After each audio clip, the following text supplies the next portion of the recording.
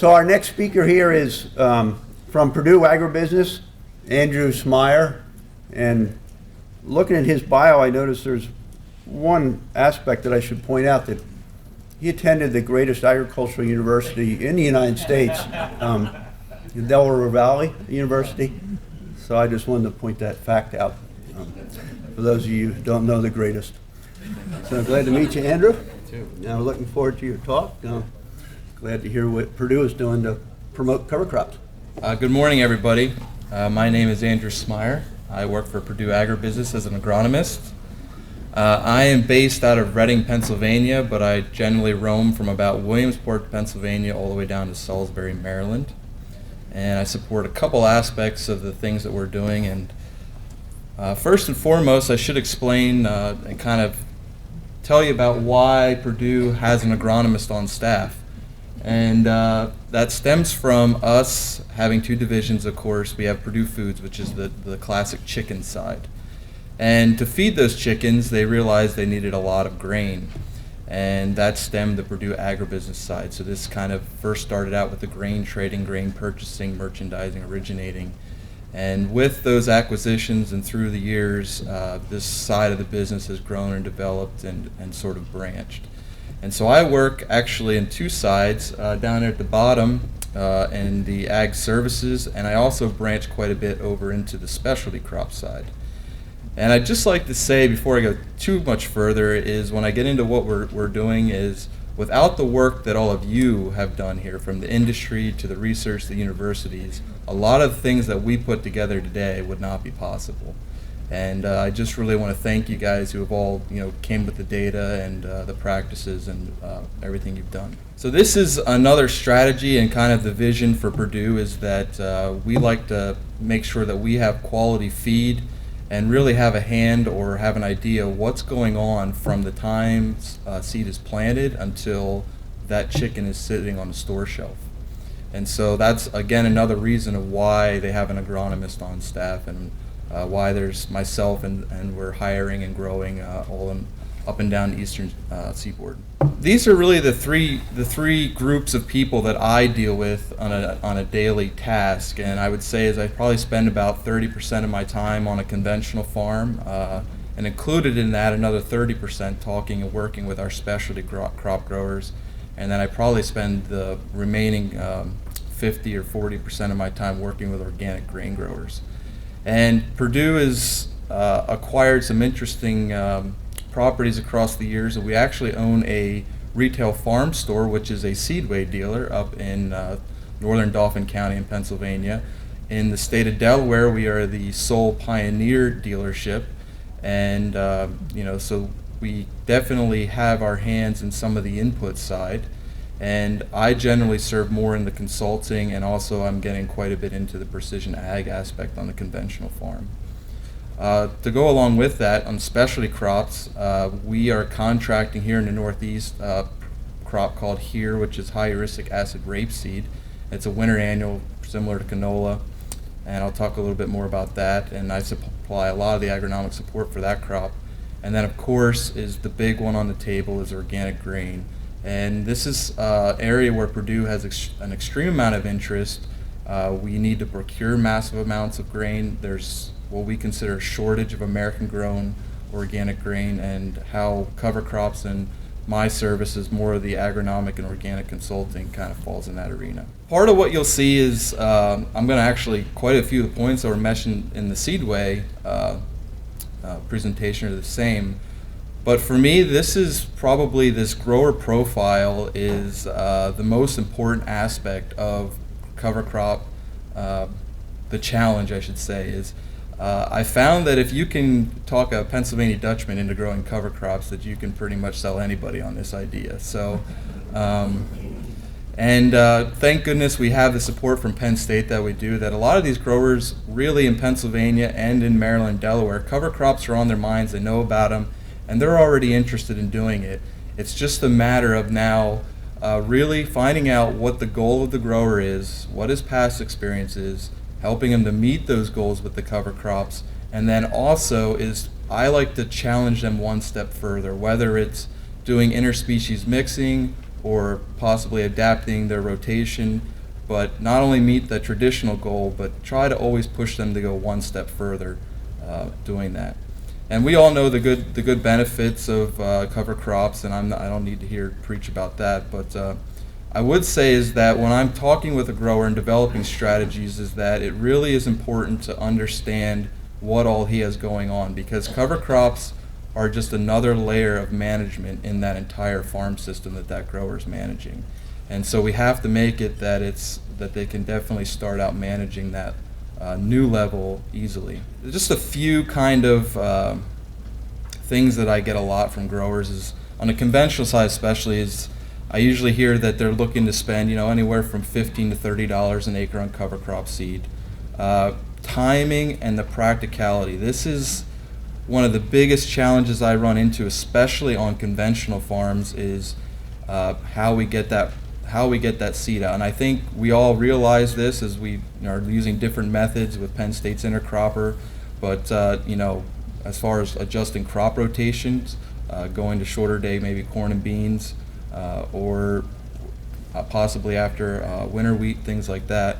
But when a farmer is trying to get a harvest in, he wants to and he cares about cover cropping, but we have to come up with strategies, not just to get him seed and what mixes to use, but ideas on how to get it out there in a timely manner, how to get it established. And so I find myself quite often talking with guys as much about the actual physical nature of applying cover crops as I am, talking about different types of cover crops. And one thing that I'm seeing sort of crop up here is, just like there's custom applicators for manure, is actually here in fall on harvest on the grain crops, I'm starting to see some young guys go out and use their no-till drills and stuff to actually come up as custom appliers of cover crop. And so that way it's for a smaller guy who might want to help, he might be done with harvest and he might want to spread out that cost of machinery. Actual cover crop custom work is becoming pretty popular, and I think we might see that take off too with intercropping. I can see some potential there. So again, this is back to the kind of the common practices. Rye is by far planted on more acres than any other crop that I come across. Everyone's happy with it, and it's kind of that save all. If I couldn't do anything else, at least I'm going to get rye out. But really, the new drive is, as was mentioned earlier, and I think you guys have seen this before too, but is species mixing. That is really the forefront of what's going on. There's few guys that really want to go with monocultures, and we're not recommending to go with monocultures because we know the benefits. A really cool thing that's coming on is there's a lot of custom blending going on out there with this organic seed, or I should say both conventional and organic seed for cover crops. This really comes in from the seed sellers. I know King's AgriSeed here can do it. I heard TA Seeds is installing in Pennsylvania facilities, and then there's some smaller guys out there that do this. And grower really likes the idea of being able to come up with his custom cocktail that he thinks works best on his farm. And I think we should all be more than willing to accommodate them, and help them do that. Sort of another whole real important piece to this, and this plays into some other aspects of what I do, but is the quality of actual corn and soybean genetics, especially in the early maturity, and adjusting rotations. And if we have good early maturing corn and soybeans, that actually opens up a much wider window, especially in Pennsylvania, for September planting of cover crops. And so, in my opinion, this is a crucial component when I'm talking to guys about rotation of cover crops and getting a hold of good quality genetics. I find that, a mid-2 soybeans is really great, and some of the new early corn is coming out as, there's not that drastic yield reduction that we might traditionally see. So that's one of the biggest key that, it's not just about the actual cover crop themselves or the mix. It's, for me, it's making sure that we examine the entire rotation as well as operation. An interesting thing that I'm seeing happen, a lot of winter wheat and barley this year was a lot of tillage radish being thrown in at a rate of about 1 pound at the acre. I actually saw that probably in about 10 to 15% of the wheat that I was scouting this fall, so that was really neat to see. And of course the interseeder with Penn State, that's taking place quite a bit. And I'm really seeing a big pickup from Dawn Biologic in the cover crop rollers, and especially the no-tillers. this is a great technology, and we're trying to connect the dots. So if we have growers who aren't using this technology but they're interested, we're more than willing to help to get the information to them, get them to see growers that have this technology, because it's just another level to promote the crop and get them to use cover crops as well as management. This is just a really quick diagram from Penn State that, when we're first talking with guys about cover crops, just to get them some management ideas, we might help them out with this. But, and nutrient management in Pennsylvania, we all know the benefits of cover crops with this too, but a lot of our guys, especially the dairymen, are implementing cover crops because of nutrient management plans. And, so having a hand or making sure that the person writing nutrient management plan is sometimes putting in cover crops as a strategy, and also, wider windows for application as some of the dairymen like in Pennsylvania. So tying the dots here with our rapeseed project, this is winter annual. Right now we have about 500 acres planted between Pennsylvania and Delaware, and we're targeting about 5,000 acres for 16 or 17, so we like to set good goals for ourselves. And generally we're seeing this go planted around mid-September. It's just like canola would be grown here, and it's going to be harvested in late June, early July.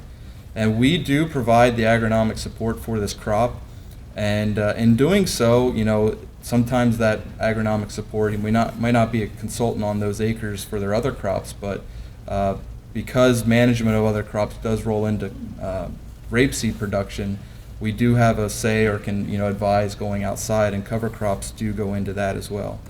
And so here's a situation that we've seen or take place with us this year, and this guy had some wheat that was harvested in mid-July this year, and we actually went ahead and planted. He wanted to try cover crop, and he wanted to get a good look at tillage radish. So he took this 15-acre field and he planted tillage radish at I believe it was 5 to 6 pounds to the acre. And then about a little over a month later, he came back and we decided he wanted to be a contractor for Purdue with this rapeseed, and he terminated the crop with Roundup. And you can see there that this is right after planting, so he sprayed that about a week before planting. And there's quite a bit of trash on the surface there. And actually, I don't have a picture of it, but the majority of these tillage radish did not terminate. They actually came back. And so if you would have asked me in November what I thought was going to happen with this field, I was scratching my head and I would have wanted to answer it because it looked like a mess. But this is what that field looked like come January. And as you can see, that you cannot see hardly any of those tillage radishes in that picture. And this picture was taken of that exact same field just 3 days ago. And there are no tillage radishes left in that field. And actually our stand and population count of that rapeseed was there. But where cover crops come in, and this is what we really like to see, is so back in January, this is what we were actually seeing on the ground. So we still had some wheat stubble there. We have tillage radishes there dying off, and then we also have the dormant rapeseed. And then this is that same, pretty much, I believe it's the same radish. I'm not sure, I had a spot marked, but you can see how the plants filled in, and we still have that cover there. And this soil was, a couple remarks is he did plant a field without tillage radish into wheat stubble next to this. And that field, we actually had a lot of volunteer wheat, and it was to the point that we actually had to go in and apply post this early spring. And the field that we planted tillage radish in, we did not have any volunteer wheat. So, whether or not there was some allelopathic effect there from the tillage radish, we're not sure, but it was a very interesting observation. And then finally, on to organic cover crops. I find myself a lot working with transitional growers especially, and it's sort of the nature of the business is some of these organic growers are coming from non-traditional ag backgrounds. So you'll have growers who are interested in organic farming, and they might not necessarily have been to years of NRCS meetings or soil conservation meetings or know a lot about cover crops, or maybe they do. But what's really great about organic growers and cover crops is that when you start with a grower who's transitioning acres, you have the option to talk with them about the importance of cover crops, and from the day they become an organic grower, you can actually get them to implement that as a strategy. So instead of learning how to grow a crop based on all these other methods and then adopting your practice to include cover crops, you get that grower to start day one using cover crops in his program.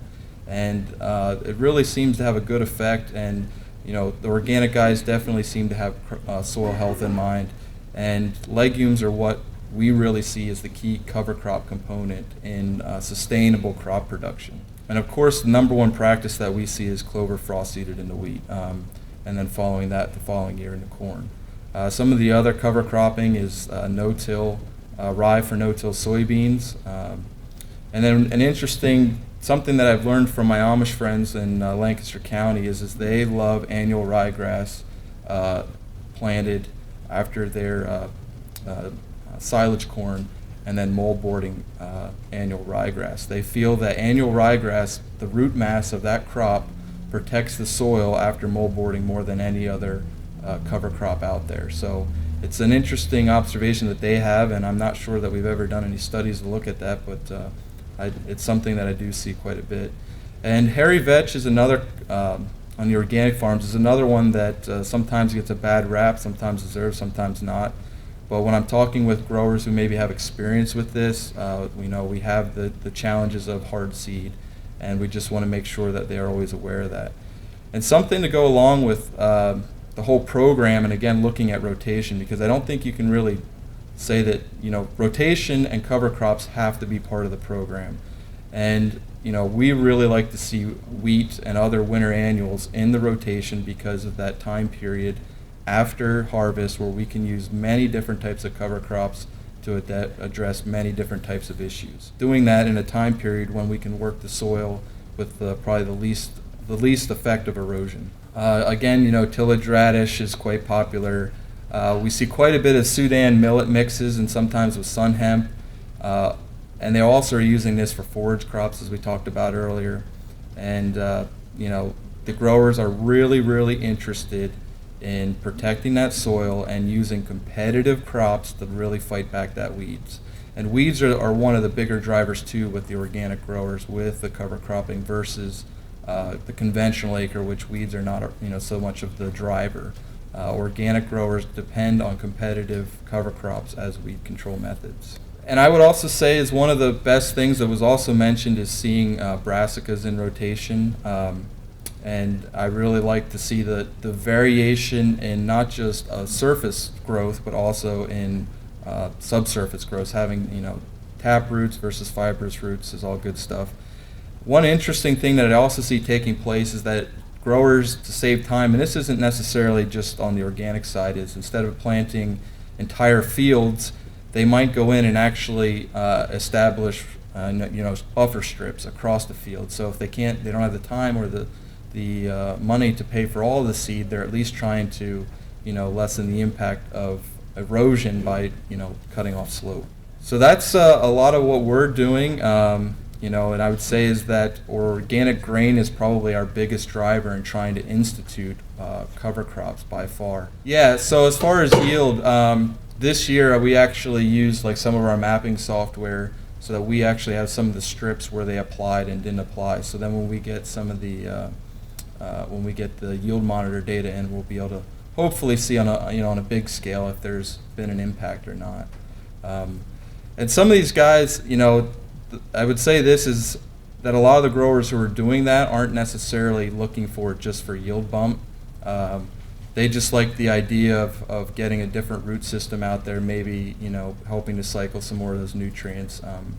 And it's not just about yield, which is a little bit different. That's something that we, in a conventional acre, we usually do tie everything to yield, but this is a little different sometimes with that. You get much growth of the radishes out there? Yeah, so this year in the barley stands, there was actually pretty substantial growth. Do you have the capability to test for amino acid profiles? No, I don't. Purdue doesn't have the capability of doing that? Yeah, they do. I don't. Yeah, I could get it sent home. Yeah. Well, here's a suggestion. At harvest time, from those strips that you have, where there was significant radish growth, sample that barley and check out the methionine and cysteine, which is the chickens need. Yeah. This could be something really interesting. Yeah. I have some theories on that I'm looking at with some other crops. I think that the cycling of sulfur may be real important. It doesn't take much. There's not enough nitrogen in the radish, but 5 or 10 pounds of sulfur could make a world of difference in the value of that to your chickens. Yeah, well, I look forward to So- talking to you about that. So maybe see if you some can more. get somebody to pay for those. The analysis is not cheap, but it might be Yeah. worth for a few dozen Yeah. samples. Yeah, I'll tug on some shoulders, see what I can pull. Andrew, will organic growers need organic cover crop seed? Because that could be challenging to grow. Yeah, so that is, it is a challenge, and most of the time, yes, we always encourage growers to go with organically sourced first. And you know, with the NOP rules, we do have options if we can't find that seed. But yeah, there's definitely challenges, not just with cover crop seed, but even some of the forage crops. There can be challenges getting organically produced. Not all the time. It's getting better, and as more and more acres come in, you know, buying that seed helps push seed companies to develop more and expands our options. So I'd say it's really getting better all the time, and as this market's growing, you have more seed providers looking into getting into that market. So yeah, seed availability can be a challenge, and especially if there'd be, you know, problems out in Oregon area where most of it is produced. But you know, I wouldn't say that it's a limitation, and I think it's something we can overcome pretty easily. Just out of curiosity, what was the reason that you planted the tillage radish before the Yeah. the rapeseed, 2 brassicas in a row? Yeah, it was a matter of mistake. The grower, he wanted to try this, you know, try the rapeseed out, and he had already planted a tillage radish, and he's like, well, this is the only acres I have available. He's like, what do you think? And I said, well, let's try it and see what happens. And that was pretty much it. And we'll see when comes harvest, but I will say if I had to guess, I think that looking at what's going on in the fields, the tillage radish field will probably out-yield the traditional rapeseed planted into straight wheat stubble. Andrew, I'm wondering if you could speak a little bit about grain availability on the organic side. You know, a lot of what we're hearing right now is that there's a lot of organic grain shortages Yeah. that are challenging the industry. Obviously, you guys are the face of that industry, and so maybe you could just talk about, one, what your perspective is on these shortages, and two, how you think we're going to meet those needs for organic grain Yeah. producers. Yeah, so I would say is what's going on in the industry now is why I'm here today, and that is, you know, right now Purdue is importing about 70% of its organic grain because there are just not enough acres in the United States, plain and simple. There just is not enough organic production in the United States for all of the organic grain needs. And, you know, of all of the areas, you know, the land conversion, that 3-year challenge is a challenge. And, you know, it's not just Purdue. There's a lot of other organic producers of chicken out there that need this grain. And there's just a massive amount coming in from other countries. And we really feel committed and think that, you know, the grain should be grown here and a portion of it should be, you know, sourced here in the United States, a much larger portion.